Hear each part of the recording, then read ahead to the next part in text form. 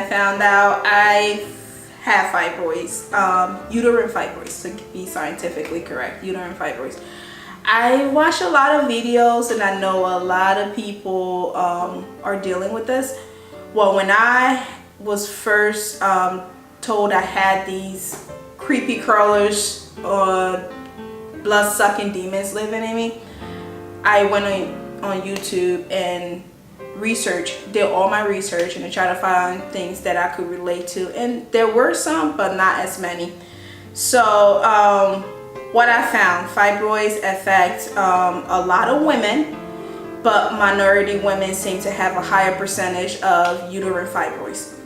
And a lot of times, from what I was told and from the research that I've done, that we don't find out about these things until later on in life, or some women when they're pregnant. In my case, that's when I found out when they were pregnant. Is a topic, and then also it's a topic that a lot of people don't know much about. So if you don't know there's a family history of this and don't understand or know what uterine fibroids are, in my case, that's kind of what I had going on, and I didn't think to ask the doctor to check more or do extensive checkup going for ultrasound, because they can't really find these doing regular checkup. You have to do an ultrasound and all that stuff.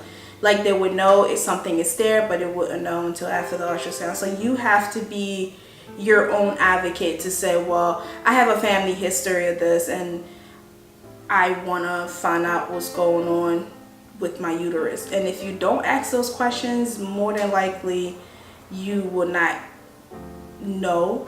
Some women know about it, but they don't know what it is. But in my case, I had always have a long problem with I've always had a long problem with menstrual cycle. My periods have always been painful, and I tend to have more bleeding throughout the month when I'm on my period than usual. So for me, for the longest time, I thought that was normal. And my cramps are really, really painful. Sometimes, some days I remember growing up as a teenager and as a young adult, I remember not being able to get out of bed because I was so exhausted because I didn't sleep the night before, up all night with cramps and all that stuff. So if you don't know any of these things and you have some of these symptoms, whether it be a painful cramps, longer menstrual cycle, or just heavy bleeding, talk to your doctor about it. These are all symptoms about it, of uterine fibroids. And for some women, most women, including myself, we have the extra gut. Like, you know, no matter how much you work out and that stomach just never seems to go away, that's also a sign that you might have fibroids. So again, I'm not a medical professional, but I'm just telling you from my own personal experience, that was kind of what I should have looked for, and I didn't, because I didn't know what uterine fibroids were. And I'm being honest, until I was told I had it. So I had to go do more research and found out what was it about. So when I first found out I had it, I was 20 weeks pregnant. Had a normal first trimester, was excited to find out the sex of my son. And when I went for the 20 weeks ultrasound, that's when the doctor found it. At the time, they found 4.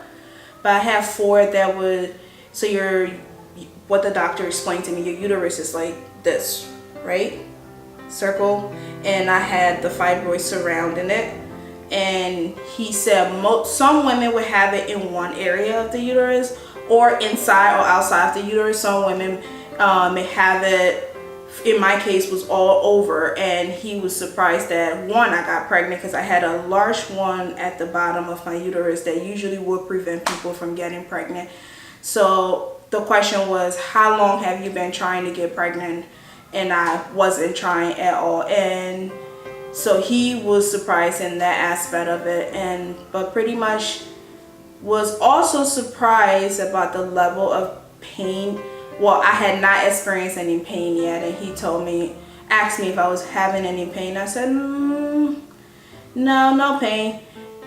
wish he looked at me like, well, you have these large things in you and you have not had anything. Usually women who have the size and the amount that you have will go through severe pain. You'll start experiencing pain like maybe about 13 weeks, and I had none.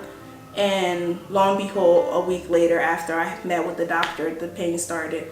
So from 20 weeks to 32 weeks, I was having pain constantly, and we weren't sure whether my kid would be born. I will make another video describing my birthing experience and with the fibroids and the plan that I had, you know, made with the doctors and all that stuff. But this video is just to talk about when I first found out I had it. And so that was an exciting time, finding out I had fibroids. When, you know, you're pregnant in general is exciting. Finding out I had fibroids was not exciting, because the pain I went through was severe. Just a little, I was in the hospital practically every week to get monitored for having fibroids pain. And before going through labor, I had no idea. I would go to the hospital and the doctor would say, well, your pain is comparable to labor pain, and I had no idea what labor pain was. I've never had a kid. And then when I went through labor, I realized that I honestly prefer labor pain over fibroids pain, because labor pain, you have a break where you can breathe.